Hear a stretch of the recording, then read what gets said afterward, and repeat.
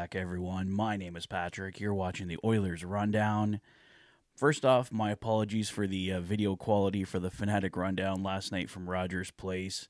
Trying out this new mic and didn't have it positioned very well. I was yelling loudly because it was loud in Fort Hall, and you had to have the volume down very low on that one to even get through it. So if you did watch that video last night, thank you very much. And for my next one from Rogers Place, I'll make sure the mic's positioned a little better, find a little bit of a quieter spot. But talking about the game last night, obviously hockey fights cancer night for the Edmonton Oilers. Really special night for me. Like I said, last night losing my grandfather, father, my mother winning her battle over cancer, thankfully. But hockey fights cancer is a night that's very important to me. And to see the Oilers show up with that kind of performance, I get my first win of the season, 6-2 over the New York Rangers.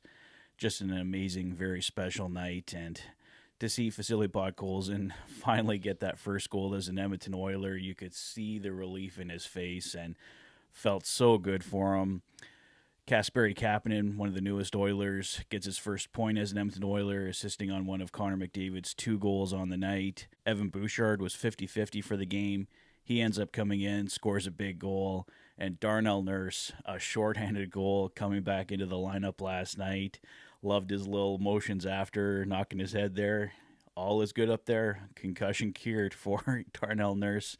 And he got a beautiful goal there.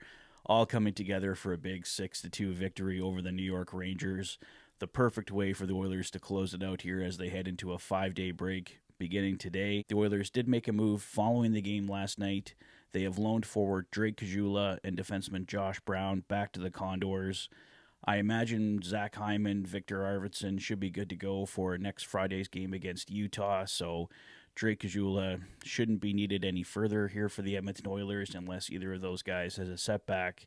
And with Darnell Nurse returning to the lineup, there really wasn't space for Josh Brown either. I did have a video yesterday, too, talking about the Oilers targeting David Jiricek with the Columbus Blue Jackets. There was an update on David Jiricek on Saturday headlines with Elliot Friedman. He stated that there are reports out there that the Oilers are interested in David Jiricek.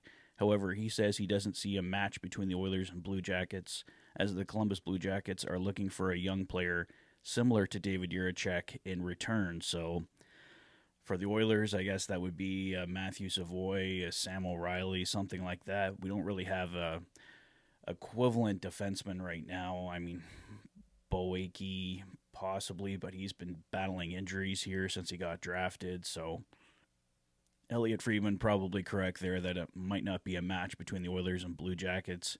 I reported the Oilers and Nashville Predators were the 2 leading candidates to get David Jiricek, and the Nashville Predators just have a much bigger prospect pool and draft pool to use in a trade with the Blue Jackets. So David Jiricek would be a great pickup, I think, a potential Philip Broberg replacement, but the Oilers just may not have the correct pieces to get the deal done with the Columbus Blue Jackets here. But let's see if a deal does get consummated with another team, or if maybe the Oilers can find a way to get something going with Columbus in a different way.